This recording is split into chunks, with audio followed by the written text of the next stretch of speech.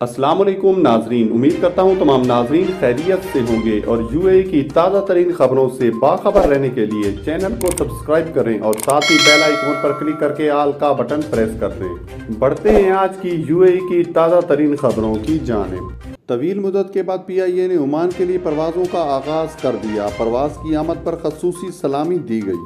तफसीलात के मुताबिक पाकिस्तान इंटरनेशनल एयरलाइन ने ओमान के लिए परवाज़ों का आगाज़ किया है।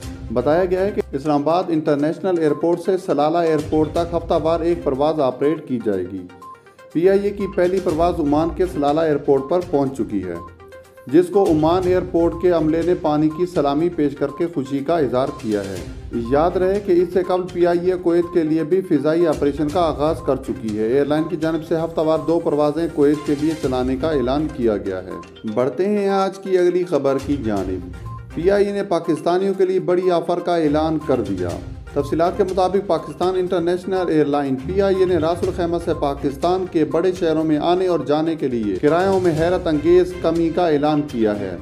अब मखसूस रूट्स पर सिर्फ 100 दिरहम में सफ़र किया जा सकता है। समाजी राब्तों की वेबसाइट ट्विटर पर ट्वीट करते हुए पाकिस्तान की कौमी एयरलाइन ने ऐलान किया है कि मुसाफिर रास अल खैमा से इस्लामाबाद और पेशावर के लिए सिर्फ 100 दिरहम में टिकट बुक करवा सकते हैं। मुसाफिरों को मखसूस रूट पर अपने साथ 30 किलोग्राम तक सफरी सामान ले जाने की इजाज़त होगी। एयरलाइन का कहना है कि पीआईए रास अल खैमा में फ़िज़ाई ऑपरेशन शुरू करने वाली पहली एयरलाइन बन गई है। अभी शारजा की एयर अरेबिया रास अल खैमा से पाकिस्तान के मुख्तलिफ शहरों के लिए फ़िज़ाई ऑपरेशन शुरू किए हुए है।